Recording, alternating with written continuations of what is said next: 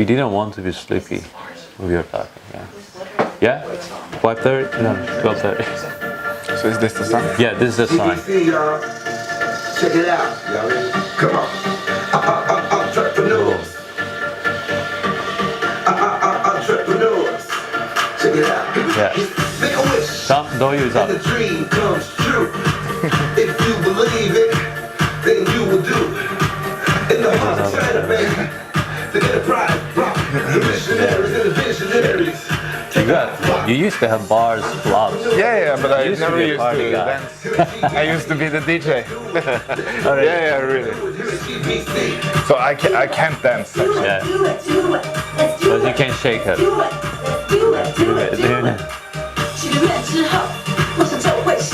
Did you actually make this song? Yeah. You made it. 在中国的心脏，这条企业道路，梦想家和实践家全部都热烈入驻，创业战 GBC。 Entrepreneurs.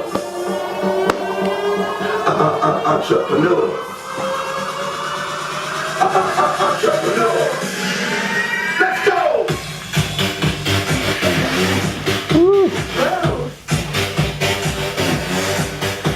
One more time.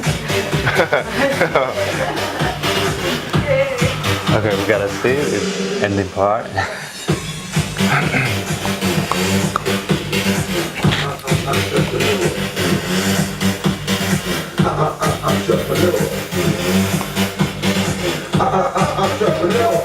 GBC, let's go! Hi, my name is Marius from GBC. Now we have a startup session with Marius Thorvaldsen from Breach VR. So Marius, thanks so much for being here. Thank you so much for having me. Yeah, Pleasure you're to be welcome. here. You're welcome. So we just met each other last time in NHAC Yeah. gathering and so on. So we got familiar there. Of course, we had a plan with Marius to have this session, and we were waiting for him to be in this session. So we didn't have time as a Chinese holiday, but we know that today is Friday, but we would love to have him here today, which we can have a talk with him about his company and what happened that he got in this area of VR stuff that he's doing, as which his company's name is Breach VR, yeah? It's Breach VR. Yeah, And cool. we're making virtual reality. Yeah, and your company is from Norway, yeah? Yeah, our company is based in Trondheim, which is a pretty small place in the middle of Norway. So that is where the company was founded and where the core team is located. Yeah. Perfect, perfect. So, Marius, can you tell us about your background? What have you done? Yeah. How did you get into be a entrepreneur? Yeah. So it's a bit all over the place, right? So when I finished high school, I started studying at the university. So I studied a lot of different stuff. Was very curious. So I did like social studies, history, anthropology, computer science. Very interested in everything. But I didn't feel really at home. At the university, I felt that the studies were kind of boring, so I actually left the university to become a nightlife entrepreneur. Nice. So in Norway, I have started 3 bars, a restaurant, and a nightclub. Nice. But after a while, I got bored of that.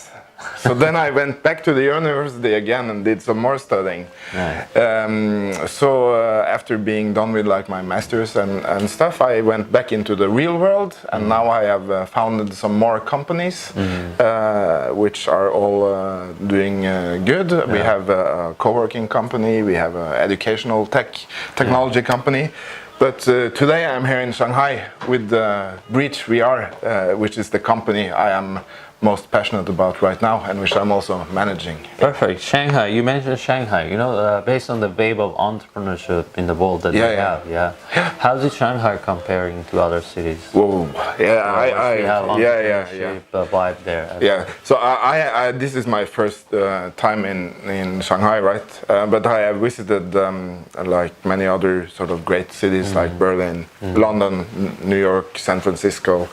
But I must say that the energy in Shanghai is it's even better. It's great. I mean, it's stuff is happening here. A lot of exciting startup companies, a lot of great co-work spaces, investors running around. So there's so much energy in the air, so many opportunities if you want to become an entrepreneur. So yeah. So you feel the energy and you think that you can run your company here sort of much better than other cities? Yeah, well, we are in Shanghai now thanks to an accelerator program called ENAC. So ENAC is actually trying to build this bridge from the Nordics into Shanghai. And next year ENAC will be expanding into even more cities here in China. So we feel that this is sort of a great opportunity to get to know Shanghai and China with the great help from the mentors and guys at NHAC.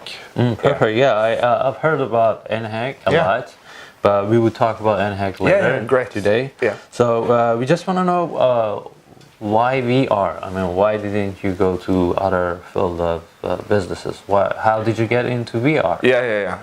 So yeah, it's always been an interest of mine, this thing about how we as people relate to technology. So today it's very much about sort of us being in front of our computer screen or our smartphone screen. But for me, VR is the move from 2 dimensions into 3 dimensions, from like a flat surface into something that is immersive. So I think, and I strongly believe that sort of VR, even though it's still in its sort of early stage, represents the next way that we as humans will interact with technology and also with each other.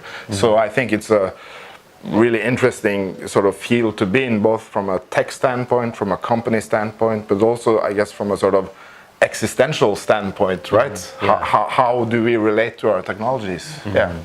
Perfect. So that was the reason that you got in VR. Can you talk about your team? How did you find your team? How many people you have in your team? Really. So we are 3 founders of the company, and the core team is 3 people. So Martin, who is our CTO, I actually know him from growing up. We went to the same high school, so I knew him from before, and he has worked in like 20 years in sort of the web development industry, and I know that he was pretty bored with that industry, so I knew he was the perfect guy to sort of talk to this about. And actually back in 2014 I opened my own co-working space in Trondheim, and Sindre, one of or the 3rd co-founder of the company, he was actually one of the first people that moved into the co-work space. And he had worked like internationally for 15 years in the games industry, and he came back to Norway. I'm looking for new opportunities. So I just figured, hey, Martin and Sindre, you guys are probably gonna get along great. And they did, and then we founded the company. Perfect. So it's all about sort of finding the right people, I guess, and also a huge sort of want to emphasize the importance of, as an entrepreneur, seeking out like the co-working spaces and finding other people to build your team with. So that worked really well for us. Perfect. Yeah. So first you got an idea, then you go after the team, or you saw that these guys are cool guys. Hey guys, let's make something together. Which one it was? First the idea. I mean, everything starts with an idea, I guess. But because in China sometimes it's different. I tell you about. Oh really? Yeah. For me it's always been. I mean, but you have so many great ideas all the time when you take a shower. When you're driving your car, when you're just walking around talking to people, you get these great ideas. But ideas are like they disappear. They are not there all the time. So being an entrepreneur, it's all about being able to execute on the idea. And I mean, starting a company, being a startup company, it's a team effort. It's a team effort. So if you want to execute, find a strong team that sort of shares your idea, and then start executing on it. Perfect. Let's get through your product. I mean, what exactly your product is? It's about VR. We all know it's all about VR, virtual reality. What is exactly is? Yeah, so our product is a platform product. It's a interactive VR platform, Perfect. which is based on the web. So it's built on top of the web. Interactive VR platform. Yeah. What it mean in interaction between what? Between people, or how is it? How people they interact in? Yeah. your So I mean, our platform offers the opportunity for people to interact with each other in a virtual space, but we offer that possibility not to only people with VR headsets. We allow access for people with smartphones or with computers or even with a messenger service to be part of that same virtual environment, and all of these people can interact with each other on our platform. It means that you're talking about the virtual environment. Yeah. Let's say that because I don't know about your platform. Yeah. So I want to just give a kind of explanation. Yeah. We want to understand together, I mean, with our viewers, what exactly your platform is about. Yeah. And what exactly the function is. Yeah. So it means that there's we call it about virtual reality, VR. Yeah. It means there are some virtual spaces. Yeah. Let's say my understanding from your product, if you say, if I'm wrong, please correct me, is that imagine that if there is a room, we get into your platform and there's a kind of virtual room, and in that virtual room I have, I don't know, Alex, Max, Peter, or Nancy and Jesse. You can they invite are all your also friends from anywhere else in the world. They are online and they are in that room. Yeah. And we can communicate. You can communicate In that room. Yeah. So, and the interaction, okay, let's say that for communication we have some 2D communication platform. Yeah. I mean, my meaning is about 2D is that some social platforms like Facebook, we have like many other social platforms that we have. Either they're business oriented like LinkedIn, or they're sort of lifestyle oriented like Facebook. Yeah. So when we get in that platform that you have, let's say that there is a room. What kind of room? How we can choose that room? Yeah. Do you have category? For example, you say, hey guys, there's a kind of room. It's the like environment of the room that is the like party style room. Yeah. Or it's like a business style room. Yeah. If I want to talk about business, I get into that room. Yeah. Yeah. Is it right? Yeah. All of this is a very good sort of description of it. But I think it's when you're mentioning sort of Facebook, LinkedIn, WeChat, we're all sort of interacting with each other on these 2D spaces. Exactly. And we are using text. Or sometimes voice, which or video. And that is my point. We are moving more and more away from the text into like emojis, into video, into voice. So obviously we want to be able to communicate with each other in different ways in the future. So what we do now, we offer the opportunity to expand on this 2D space. It becomes a 3D space. Suddenly you can have all these objects as well in the scene with you that you could communicate with, or use them as artifacts to communicate with each other, or it can even be sort of used for, you mean a business meeting. What if we are now working at Audi? We need to design the new Audi car. So you are sitting in, I don't know, Germany, and I'm here in Shanghai. So let's meet up in this virtual conference room, right?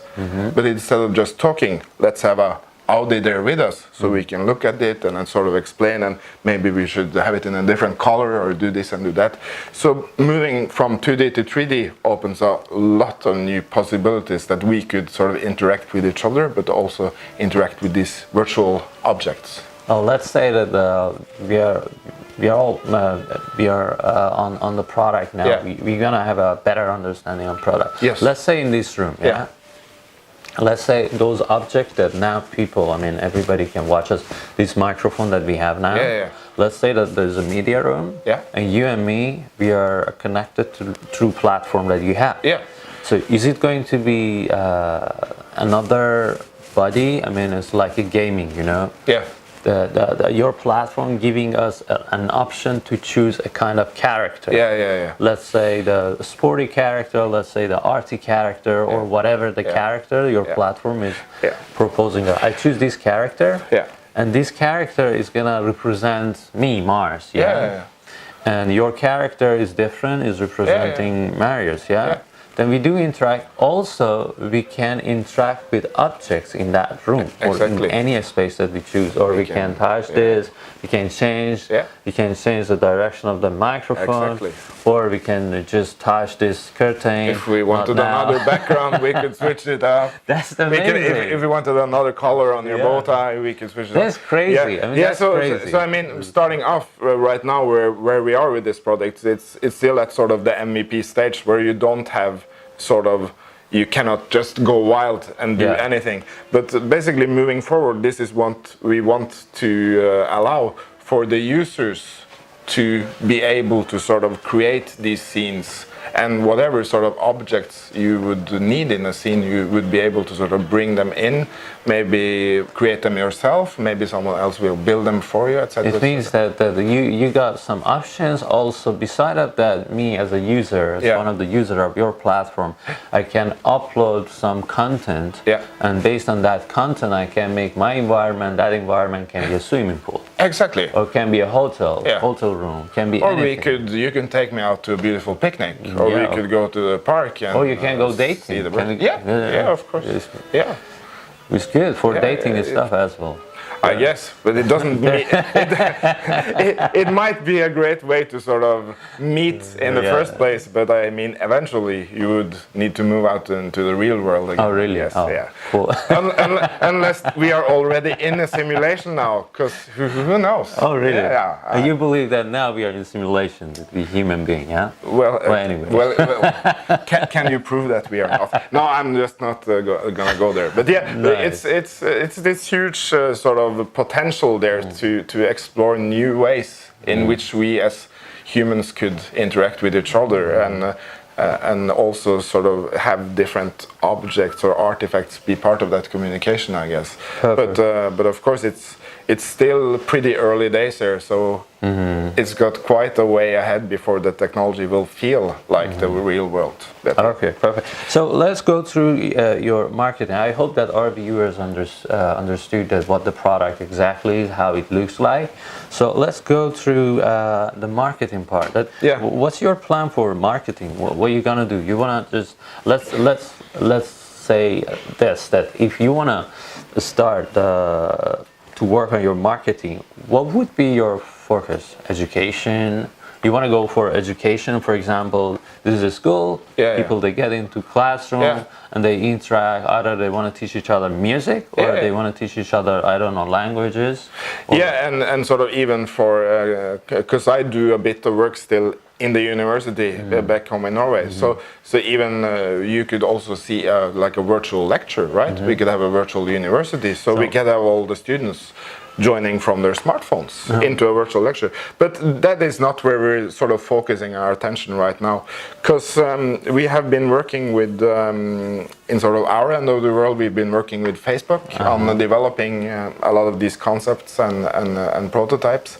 So we are still working with Facebook, but we are also now here in Shanghai to sort of connect to what's going on here. Who are the companies that are interested in communication, in broadcasting, in these sort of possibilities? So we are very much sort of looking for partners from different industries to explore these use cases. Strategic partners. Strategic partners, yeah, sure. I mean, we have Facebook, but they are not really. Well, Facebook is awesomely big and crazy. If you're dealing with Facebook, I mean, you're working with them. Yeah, we are. So we're right after this trip, we're actually going to San Francisco for doing like conferences and meetings there. But I mean, you have your own even better companies here with like WeChat and these kinds of messenger services. Fantastic. So I think it's really important for us to learn more about what's happening here and finding customers to work with, finding partners, strategic partners within the industry, looking for investors, looking for talented people with great skills. I mean, you got so many fantastic programmers and creative people here in Shanghai. So we are here just to sort of learn more and discover and sort of connect with more people. Yeah, because even though we are a small core team based in Trondheim, right, which is in the middle of Norway. which is nothing. You could fit 5 Norways into Shanghai, right? Yeah. So we don't see this as sort of we are doing this job on our own. We want to connect with other teams that can kind of share the same ideas as we have about this future of possibilities. Perfect. Yeah. Awesome. So your focus is on corporate. Yeah. Sorry. Yeah. So I think because you asked about the product, and then I just start ranting. Yeah. I'm sorry. You must. Yeah. You must just say, your focus Marius, on it. stop. But yeah. You're a strategy partner now. Could be Facebook, and your focus is on. You said it could be on corporate. Yeah. So we are our first target use cases are like corporate sector enterprise, and they are related to corporate training, and they are related to online meetings like Skype, for example, today. But we can offer you Skype exploded into like Skype. A 3-dimensional experience. Yeah. Perfect. So if Skype is listening, yeah. Imagine you and me. We are talking on the Skype, and we are talking about, let's say, you're talking about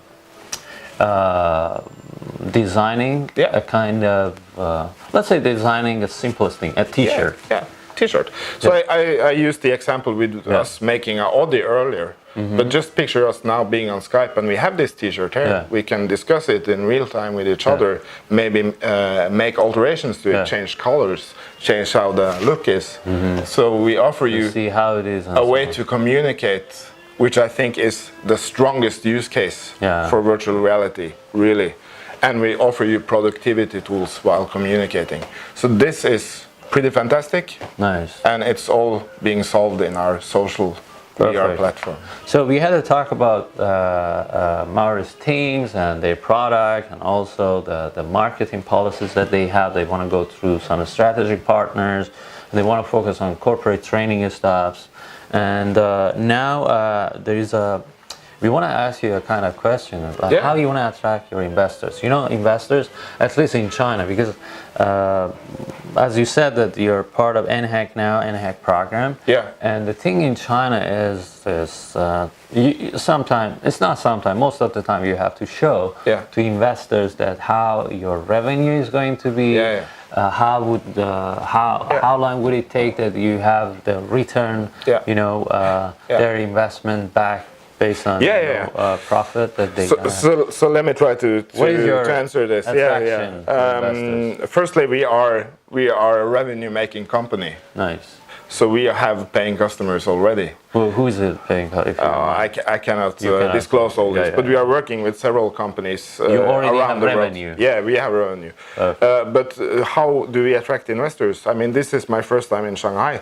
So I connect with NHAC, and they help me to find these investors. And of course, how do we attract the investors into investing into us? Because we have a strong product.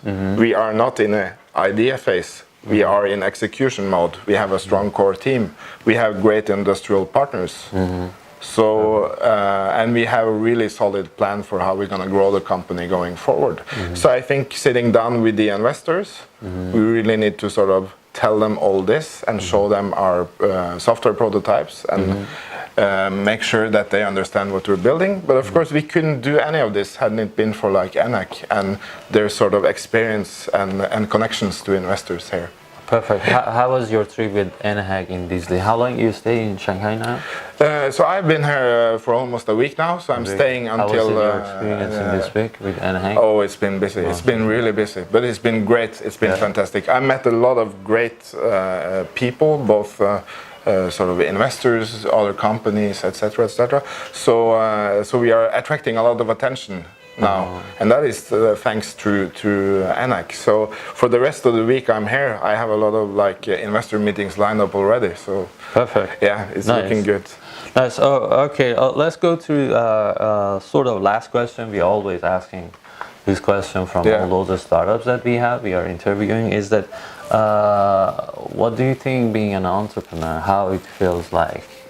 You want to stay entrepreneur till a lifetime, or you just want to give up in some point, or what do you think? It's a great question, but I mean, I think being an entrepreneur means you're curious, right? You want to explore these ideas, and we all have ideas, but you want to execute on them. Yeah. And that is what being an entrepreneur is all about. So I think maybe being an entrepreneur is sort of being able to follow that gut feeling, take a chance on that idea and go somewhere. And it sounds pretty easy, and it really isn't, because there's a lot of like pitfalls and problems you will encounter. But I think sort of my best advice for someone who wants to be an entrepreneur is to sort of get involved with the co-work scene, meet different people, talk to them, share your ideas, and also like get involved with the accelerator programs, with mentors, with people that have done these mistakes, try to learn from them. Because being curious means you want to learn new stuff, right? And learning stuff can be painful. Let's go through the tiny point, which I'm really interested in. That. Yeah. How much creativity can help being a good entrepreneur or being a good idea provider? And, or how much creativity helps you to execute anything that you have in your company? Yeah, well, for me, when I started studying, I really wanted to become a teacher. You know, okay, cool. work with people and sort of get to know people, understand what they are struggling with. So I think for me, creativity, a very big part of that is like talking to people, understanding what they are all about, what are their ideas. Okay, so you have this idea, and that guy has this idea, and she has this idea. If I know all this, I'm able to sort of connect you guys. So I think creativity is just trying to connect the different dots into something that is a bit bigger than all the dots in itself. So I'm very sort of, as you might understand, I'm very much for collaboration, for social, and this is also our product in a sense, right? There's a sort of that you can socialize with other people, and with more interaction. Exactly, and you can end up meeting people from the other side of the globe, and you could connect on this idea. And this idea that you're starting to discuss the execution of, that is a startup company, and then you're on the road to becoming an entrepreneur. Perfect. So I mean, what is being creative? I don't know. I think it's something to do with sort of trying to see the bigger picture, being curious always, always wanting to learn new things. Perfect, awesome. Marius Thorvaldsen, CEO and founder of Bridge VR. Thanks so much. Really Thank you so much for having me. No, it's awesome. Thank you really very much. Appreciate it. We should say goodbye to you, and we gotta come back after Chinese Golden Week holiday. Yeah. That was awesome talking to you. I mean, interacting with you. Hope one day we go for VR interaction with you by their platform. Thank you so much. Have a great holiday, everyone. Thank you. Thank you. Awesome.